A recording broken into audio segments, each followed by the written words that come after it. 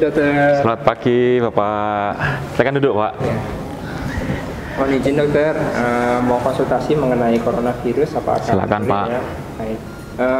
Akhir-akhir ini coronavirus sedikit meresahkan masyarakat Indonesia, terutama kan warga Jember, Jawa Timur itu.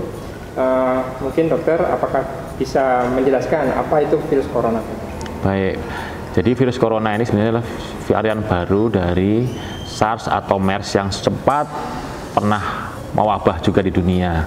Nah, virus coronavirus 2019 ini yang disebut sebagai new coronavirus ini muncul pertama kali di Cina. Diduga akibat dari persebaran dari hewan ke manusia, tapi saat ini tampaknya sudah mulai dari manusia ke manusia. Begitu. Itu. Apakah kan kemarin sempat terdengar ada beberapa istilah itu dok yang kami juga belum paham mengenai, ada istilahnya PDP, ada ODP, apa semuanya itu dianggap positif atau bagaimana? Baik, jadi untuk menangani wabah, Bapak, ada beberapa istilah yang kita gunakan memang untuk menapis tujuannya. Yang pertama adalah ODR atau kepanjangan dari orang dengan resiko. Orang dengan resiko itu yaitu apabila seseorang tersebut belum mempunyai gejala, tapi telah pernah ada riwayat berkunjung ke daerah terjangkit. Saat ini Jakarta, Surabaya, Solo, dan beberapa kota yang lainnya itu sudah mendeklarkan, mengumumkan bahwa ada pasien dengan coronavirus positif dianggap sebagai daerah terjangkit di Indonesia, ya. Kalau di negara-negara lain sudah banyak, ada 150 negara. Sehingga bila seseorang tersebut mempunyai riwayat pergi ke sana tanpa gejala, itu disebut sebagai orang dengan resiko.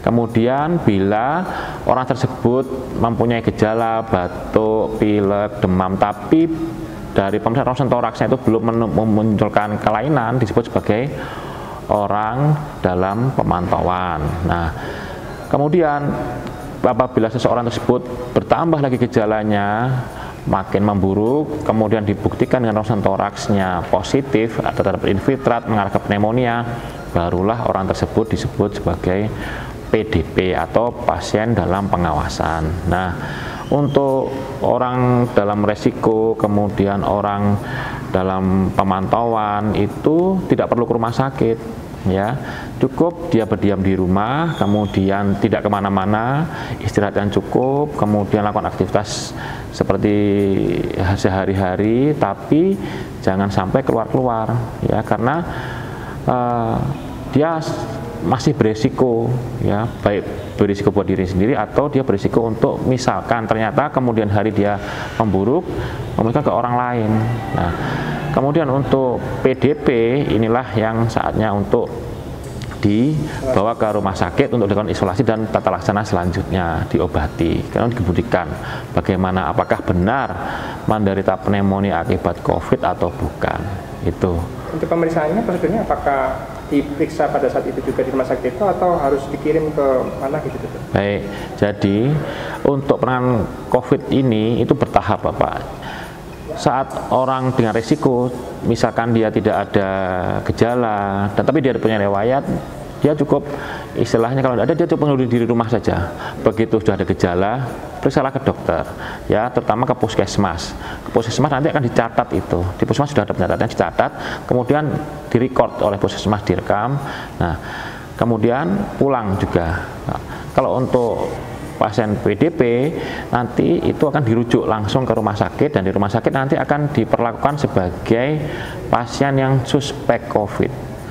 Akan dirawat di ruang isolasi, kemudian dilakukan pemeriksaan macam-macam, mulai dari swab, pemeriksaan darah, dan kemudian pemeriksaan ronsen toraks lagi gitu.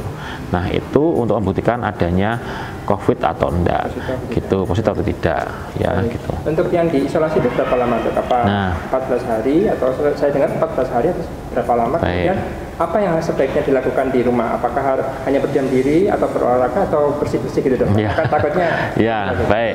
Aktivitas untuk di rumah seperti biasa saja Bapak, untuk ODR dan ODP, ya. Seperti biasa saja, aktivitas olahraga juga olahraga, cuman ya olahraganya jangan di keramaian, yang di istilah kerumunan. Yang penting kita menghindari kerumunan, karena kerumunan itu adalah sumber penularan terbaik untuk virus ini, karena virus ini kan lewat droplet. Ya memang belum airborne, tapi droplet itu dari singgungan badan, jabatan tangan itu bisa menular ke situ.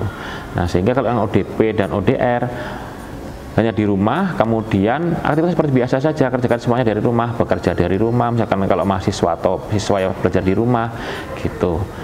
Baik, terkait tadi proses penularannya, itu kan dokter sudah menjelaskan seperti itu.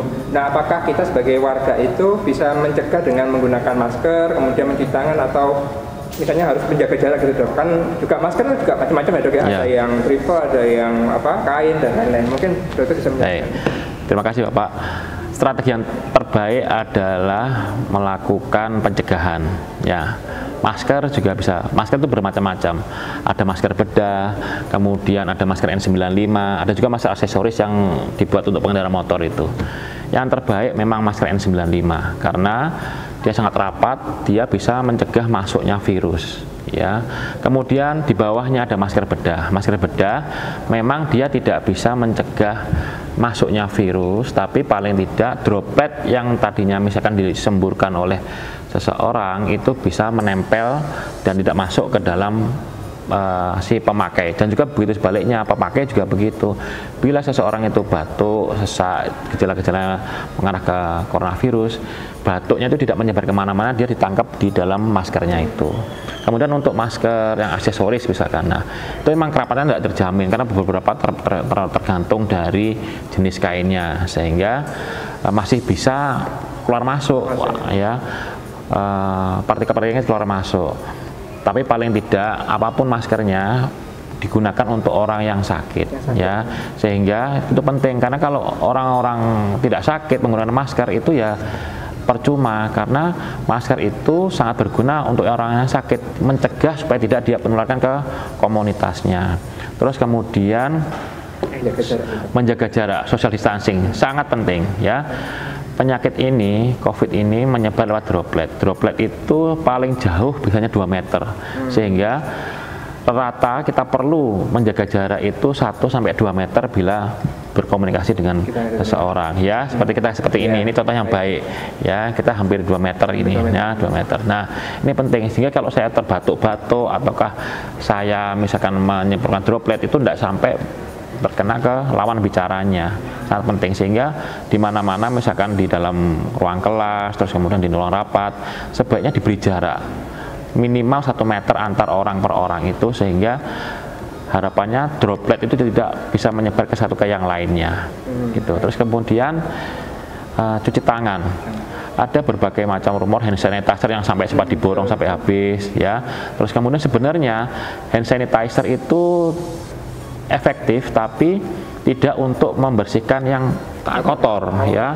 Jadi hand sanitizer itu digunakan misalkan pada petugas medis itu sebelum menyentuh pasien, setelah menyentuh pasien, sebelum tindakan itu digunakan ya, tapi dia tidak bisa membunuh partikel virus yang sangat kecil ya.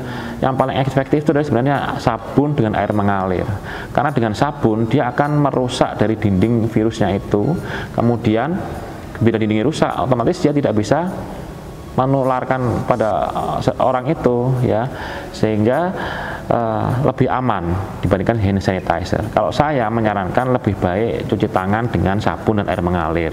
Kenapa harus air mengalir? Karena sisa cucian tadi itu dia akan dibuang ya, dia tidak mengendon di situ, tidak mengumpul di situ, sehingga aman buat yang berikutnya dan orang yang mencuci tangan gitu ya. Jadi misal tidak ada hand sanitizer, ada sabun dan air mengalir, itu yang paling penting ya gitu. Ini cukup menarik ya. Jadi tadi terkait sama itu juga kan berarti juga menerangkan tentang droplet ya. Berarti kan itu bisa saja menempel pada kertas, pada meja, pada ini, itu bagaimana dok? Baik Bapak. Kami menemukan jurnal dari Jurnal Hospital Infectious Disease tahun 2020 baru saja dirilis ya. Ini ada beberapa, nanti mungkin bisa saya share. Itu misal di udara, droplet itu bertahan di udara selama 3 jam. Kemudian di plastik ya, di plastik itu bisa 2-3 hari virus itu bertahan di situ. Di kertas 4-5 hari. Di kaca, permukaan kaca itu bisa 4 hari. Di kayu dia 4 hari juga. Kemudian di besi, di baja benda-benda yang tak berkarat itu 2-3 hari. Terus kemudian di tembaga 4 jam, aluminium 2-4 jam. Di sarung tangan operasi atau medis itu 8 jam. Jadi sarung tangan yang harus dipakai itu harus dibuang di tempat yang khusus ya. Terus kemudian di karton atau kardus di kertas begini ini bisa sampai 24 jam. Nah, jadi oleh karena itu mencuci tangan itu sangat penting ya, karena dengan mencuci tangan kita dapat memastikan bahwa semua apa yang akan kita masukkan ke dalam mukosa, kalau mengocok mata, mengorek-ngorek hidung atau memasukkan makanan itu aman sebelum kita melakukan tindakan itu. Sehingga saran saya sebelum kita mengusap wajah apapun itu, baik itu untuk mengorek-ngorek hidung, mengucek mata atau memasukkan makanan itu selalu cuci tangan.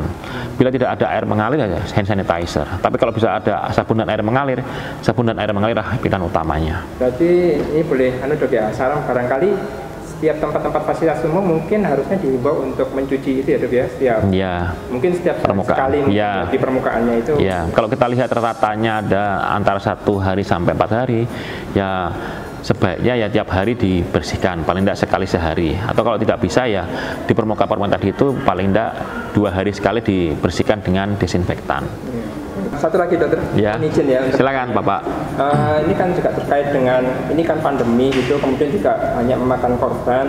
Mungkin dokter punya informasi bagaimana ya pasien ini yang kemudian ada yang berisiko tinggi dan juga ada yang berisiko rendah, sehingga kita tuh tidak panik gitu dokter. Ya, dalam kondisi pandemi wabah seperti ini kita semua berisiko yang sama. Cuman untuk orang-orang lansia, terus kemudian memiliki penyakit dasar sebelumnya, apakah dia itu ya disebut sebagai penyakit komorbid ya, diabetes, hipertensi, jantung, ataupun penyakit-penyakit yang lain. Dan yang terakhir adalah orang-orang dengan imunokompromis, yaitu dengan daya tubuh yang lemah, misalkan penderita penyakit sistemik lupus eritematosus, kemudian penyakit diabetes, kemudian pasien dengan HIV/AIDS itu sangat berisiko untuk menderita penyakit yang berat sehingga bisa menimbulkan kematian. Untuk orang-orang dengan tanpa komorbid, seperti kita ketahui bahwa penyakit ini adalah self-limiting disease sebenarnya. Jadi bisa mati dengan sendirinya, apalagi kalau seseorang dengan tubuh fit ya. Jadi sehingga untuk itu apabila mendapati orang-orang dengan kita itu kriteria lansia, komorbid atau juga dengan imunokompromis, sebaiknya sangat benar-benar dijaga dari penularan penyakit ini. Bila keluar rumah ya baiknya dipakai masker, jangan berkumpul di tempat-tempat keramaian atau crowded gitu. Terus kemudian kita wajib waspada tapi tidak panik ya Bapak.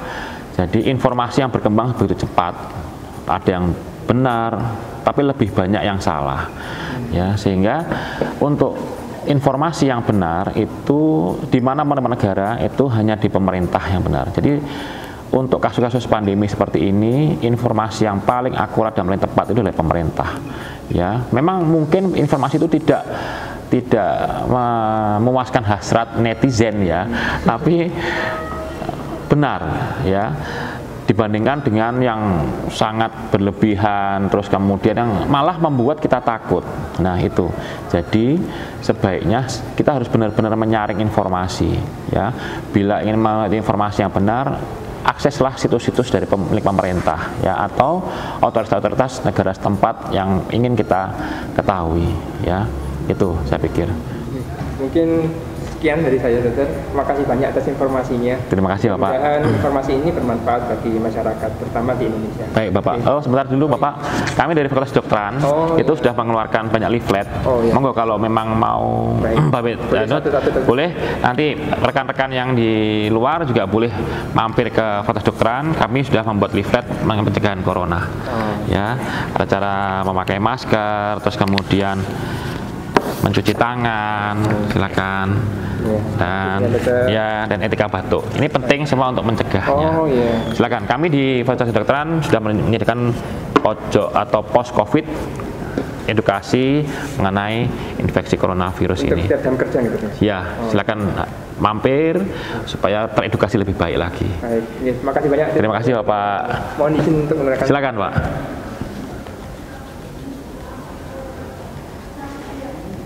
sudah 6 langkah. Mantap.